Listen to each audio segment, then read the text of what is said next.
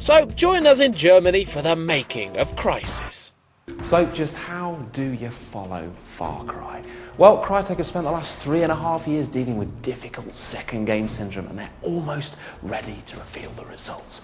But we're impatient buggers, so we've come all the way to Frankfurt to find out absolutely everything you could ever possibly want to know about Crysis. For a first effort from a team of Euro newcomers, Far Cry dazzled on its debut in March 2004. The smarty pants shooter on Paradise Island set new standards for technical wizardry and offered an experience compelling enough to shift over 1 million copies.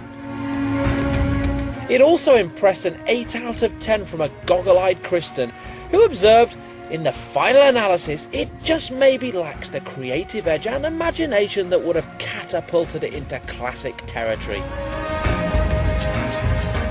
To the relentless ringing of cash registers, publisher Ubisoft caught franchise fever and promptly produced a solid spin-off on Xbox, followed by a decent 360 installment and a woeful appearance on Wii that's best forgotten. The official sequel, cunningly named Far Cry 2, is due next year. But Crytek was only responsible for the original before flogging the rights to Ubisoft. So if you're looking for the true spiritual sequel to Far Cry, you need only look at what the studio has just unleashed exclusively on PC. And in this case, we're quite happy to look. And look. And look again, with lots of touching. Still see an armor out there. Clear a path so I can get the hostage out. Crytek was set up in 1999 by the 3 Yearly brothers. Since we're here, we might as well have a poke around. Here we have our multiplayer pit. Do you guys want to hear a snapshot of the music? The music is dynamic, so this means the music reacts to the AI's actions, also the player's actions, and should give you that adding feeling, adding the ambience to the player's actions.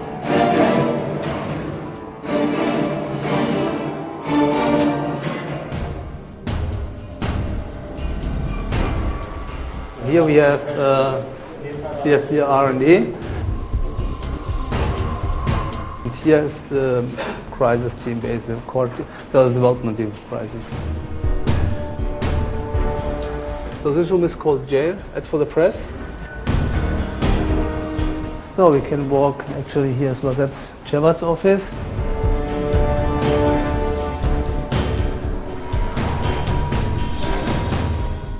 So that's our motion capture area. And yes, it's the markers on the ground is basically the area which we can capture with the facility here. Here's Crytek's trophy wall of magazine covers for Crysis. Games magazines? Do people really still read those? Ha! How quaint.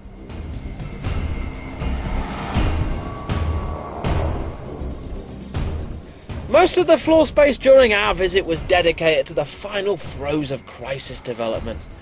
Yet while it's a PC exclusive, we couldn't help but notice consoles lying all over the place, including a room dedicated to next-gen experimentation.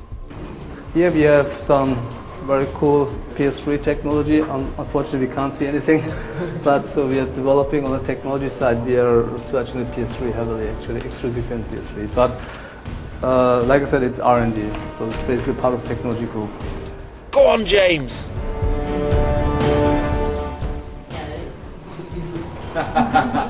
And there's also a big area set aside for Crytek's top secret next game.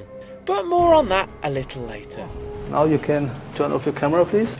Crysis, it's worth repeating, is not a Far Cry game. Instead, the player is cast as part of the usual Last Hope Special Forces unit, fighting beneath the long shadow of geopolitical conflict. So it's different, but, well, it is set on an island again. We do know how to make pretty jungles.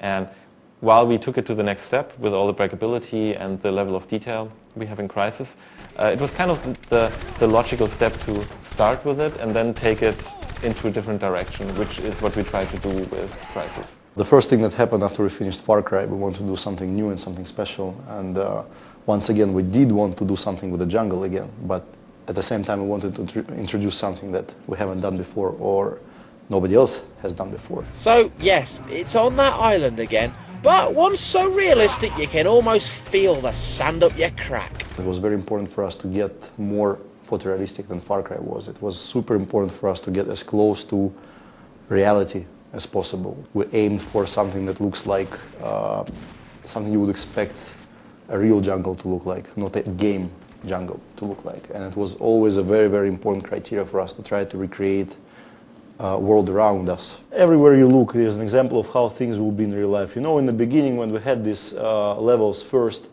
we didn't pay too much attention towards how big the road is, how far it is from the fence. As you know, sometimes an object would be too close to the road, the fence would be too close to the road, and all of this takes too much away from the realistic environment. It doesn't look like a village from a video game.